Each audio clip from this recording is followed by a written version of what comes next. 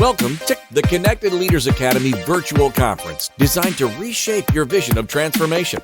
As we navigate the evolving business landscape, our speakers will unveil innovative strategies to manage and initiate change. Prepare to adapt, innovate, and lead, ensuring your role as a catalyst in this transformative era.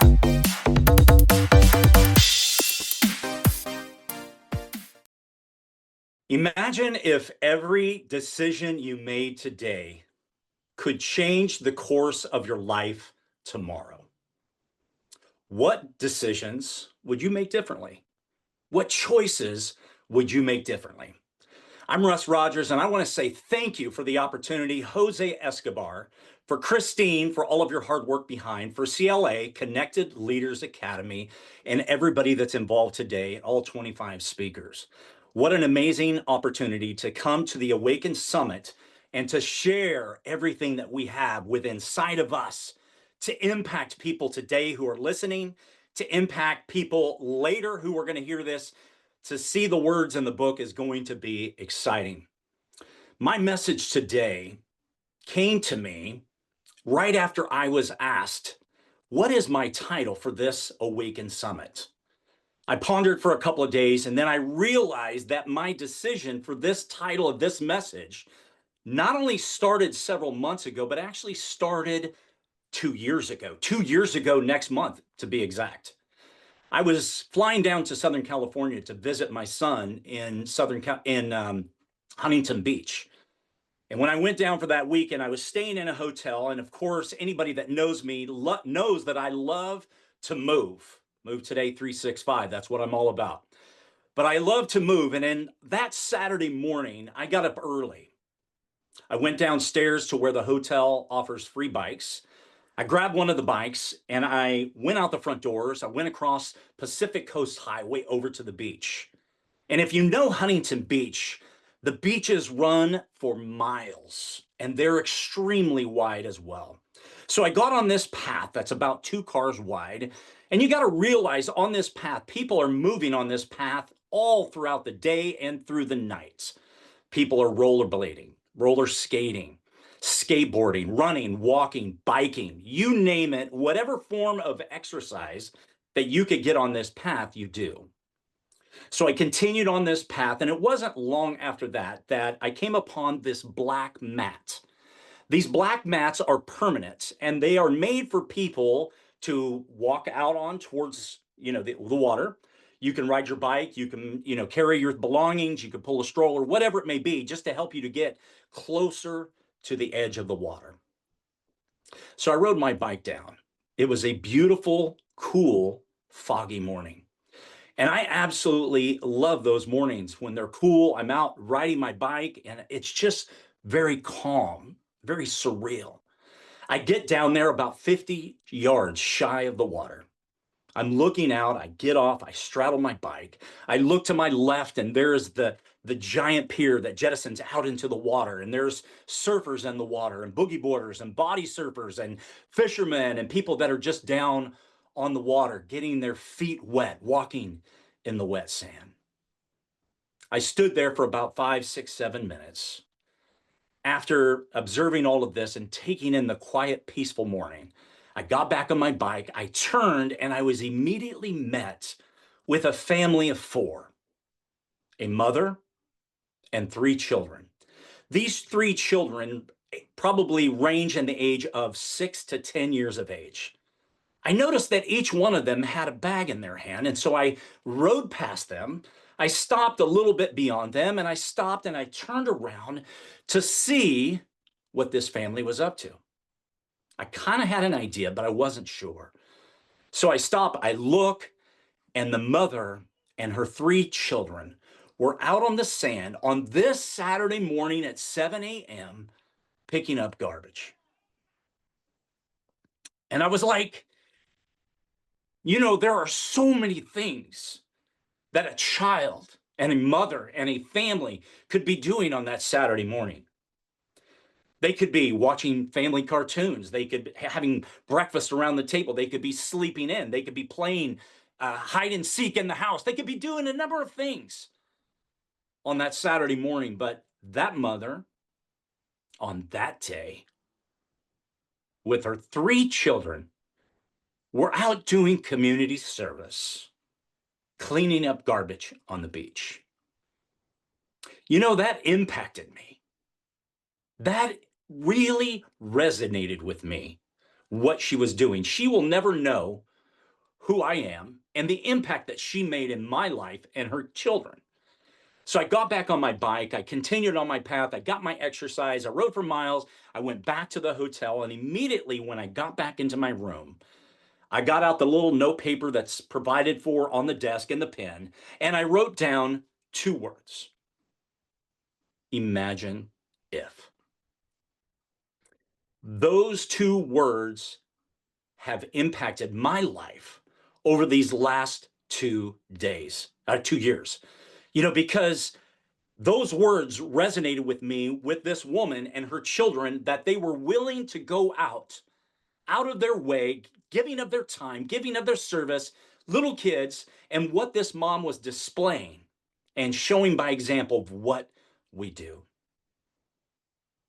I go back to the early 1900s, and I go back to this young child who was born in Missouri, who spent his formative years in Marceline, Missouri. If you don't know where Marceline, Missouri, don't worry, because I had no idea as well. But if you look at it on Google Maps, it's basically in the middle of the state of Missouri. I looked at it, and then I also looked at the consensus. And this little town, which is basically the downtown, is made up of 4 blocks. This little town still to this day has about 2,100 residences. I was reading this biography of this boy who loved to sketch. He was an artist. He loved to trace comic strips. And in his entrepreneurial spirit, he began to sell his sketches and his artistry to friends and family and neighbors, and even to the local newspaper. This little boy named Walt grew up loving artistry. He loved to draw and he loved to sketch, and he took his skills to Kansas City, where he attended college and worked on animation and art and drawing. Then he and his brother Roy moved to Southern California, where they started a business called Disney. This business, the Disney Studios, created animation. They created Mickey Mouse. They created comic strips. They created cartoons. They ended up buying property in Southern California in Anaheim. And as you know, they created an amazing place called Disneyland. And if you go to Marcine, or if you look up Marceline, Missouri, and you look at Main Street, USA in downtown Disney, Walt replicated Marceline and created it on Main Street. But you know what? There is a subtitle of Disneyland that I'm pretty sure that most of you know, and it's called The Happiest Place on Earth. And when I think about the happiest place on earth, and I think about imagine if, I imagine this. Imagine if each and every one of us created the happiest place on earth right where we live.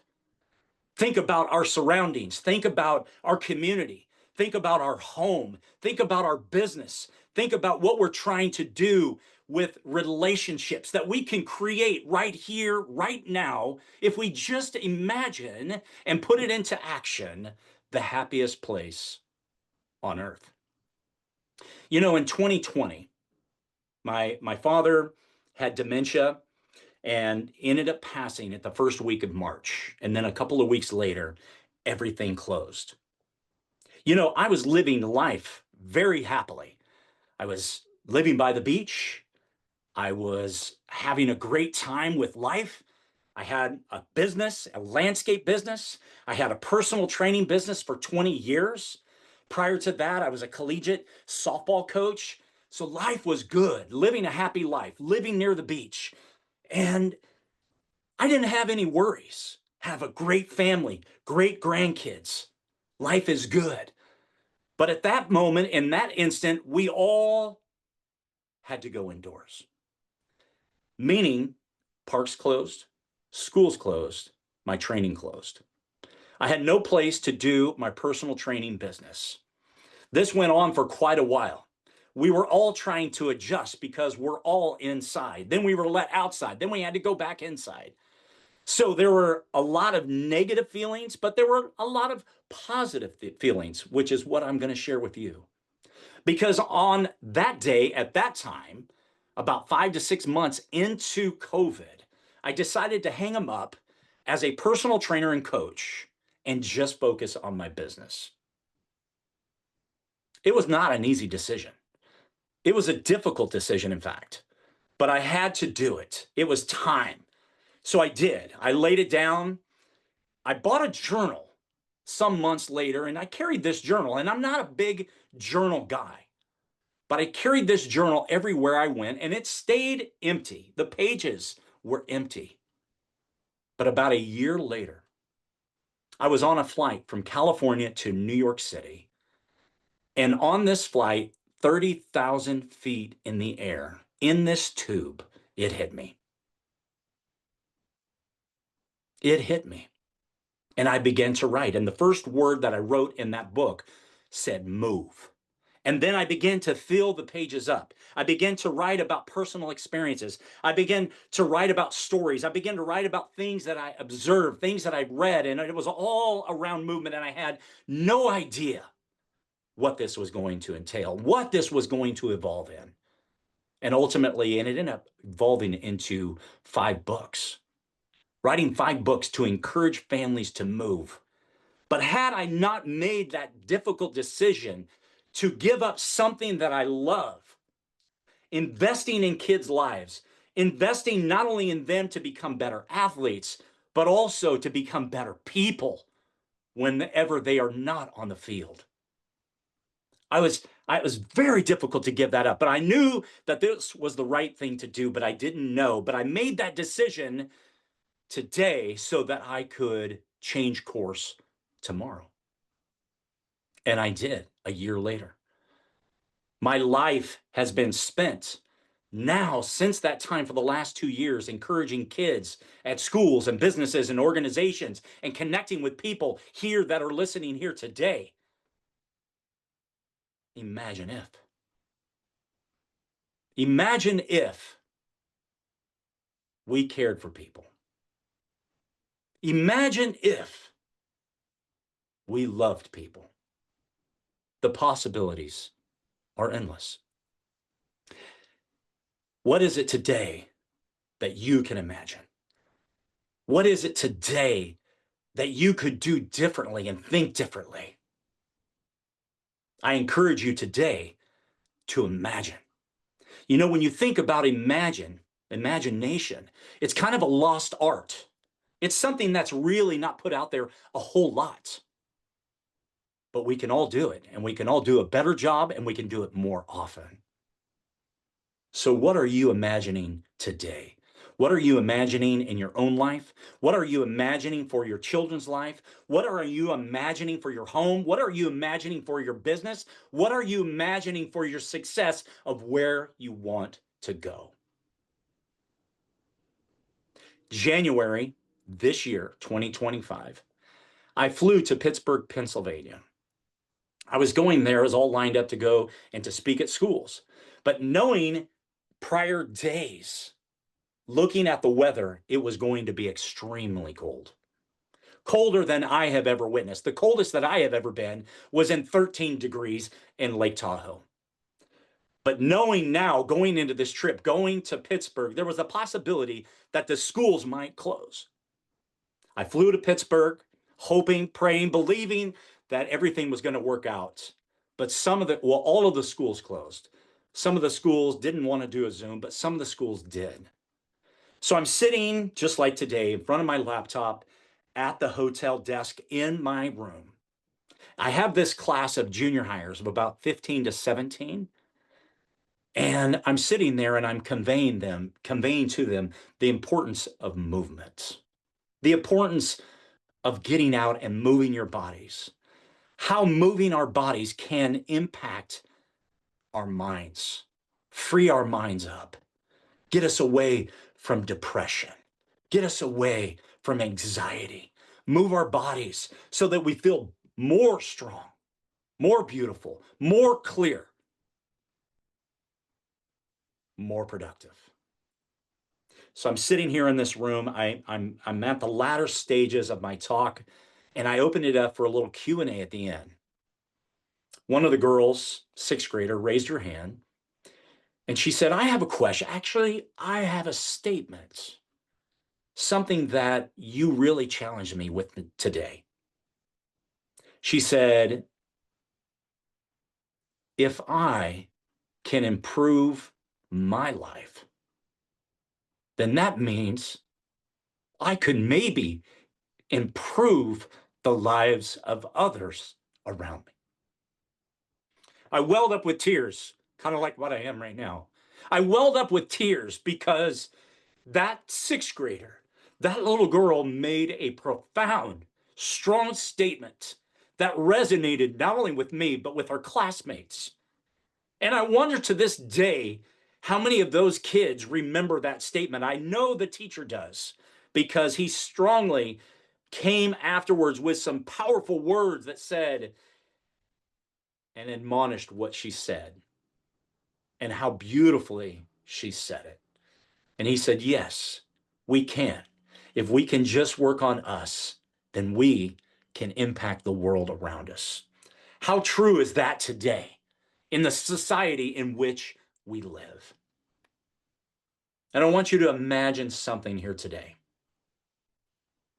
I want to have you think about the last time that you were on a sidewalk, you were walking past people or a person, and that person really didn't make eye contact with you. Did you turn away? Did you say hi anyway? Did you put your head down? Did you keep your earpods in? What did you do? You know, I find it interesting as I walk past people, I always try to make contact with people, eye contact, and say good morning, good evening. You know, I don't know what they're going through, but I know where I am in here and up here. And if I could just say good morning to somebody who might need it that day, it might make an impact in that person's life. To know that I put a smile on my face for that person. Some people still don't look at you, and that's okay. I still say hi anyway, or good morning to you. Imagine if we said hi every morning. Imagine if there was somebody in need and you helped meet that need. Imagine if someone needed a hug and you gave them a hug. Imagine if you did community service. Imagine if you woke up with a positive attitude. Imagine if. You know, we live in a world right now where obesity, we are 45% of our country is obese. We are the largest country in the world when it comes to weight, body weight. Mental depression and anxiety are at all times high. And you know, when I was writing in my journal and I was thinking about all of these things and how I could impact people, we can impact people by doing two things: moving and connection. You know, we were inside, and a lot of people have not recovered. When they talk about negativity, a lot of people have not recovered from 2020's events. We know people who have passed, people in our families, friends. I know somebody that was extremely healthy that went down. Both he and his 92-year-old father succumbed to COVID. We've all been impacted. But what are we going to do? Are we going to sit inside and we're going to rot away? Are we going to live lives that are sedentary? Are we going to stay socially disconnected from people? No. We need each other.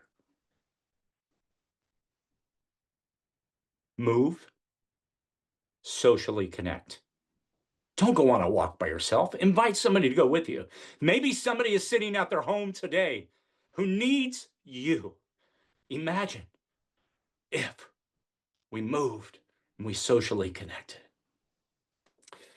You know, back in 1971, a singer, songwriter by the name of John Lennon put out a song called Imagine. The purpose of this song was to encourage unification, borderless walls, people coming together, no more war. Imagine all the people. If we could come together and we could be as one, we could live in harmony, if we could break down barriers. Imagine if. You know, when I said at the beginning that imagining is something that is lost, it's to its true essence. You know, a book that I recently came across was called 10 Times is Easier Than 2 Times, written by Dan Sullivan and Dr. Benjamin Hardy. It's a great book, and the book challenged me in so many ways. And one of the ways that it challenged me was this. It's basically like an 80-20 principle, that you give up 80% of what you're doing and you give it to other people. You hire other people to come on board and to take on the responsibility of things that you can do, because your life is so packed, it's so full, that you're never going to grow by doing this alone. So step out in faith, believe that you're going to have the finances. And sometimes we just got to bite the bullet. And guess what? I was in that position of biting the bullet and saying, I'm going to have to do this. If I'm going to grow, if I'm going to make a greater impact in the world today, then I need people to join me. So I hired some bodies, making calls, working on YouTube, doing some things behind the scenes, contacting schools, setting up letters, doing videos. These are things that I'm releasing to other people. And what does that do for me? That gives me more time. And the challenge in this principle that I focus on the 20 is making sure that I make time for myself. And every couple of weeks I get out. I get away from this place. I often go to a place just south of here, about 45 minutes, called Carmel. It's a quiet, rich, touristy little community on the water. Pebble Beach is there. It's absolutely stunning. And I gotta say that when I go there, when I disconnect, when I pause from technology, when I read, when I write, I imagine. Imagine all of the possibilities that are here today. And if there are 3 things that I could say to you today is this. I want to leave you with this. Picture a better future that you can create. Imagine greater possibilities for yourself. See beyond the present. Those 3 things. Imagining a better future that you can create. Imagine greater possibilities. And seeing beyond the present. We got this. You got this. Imagine if.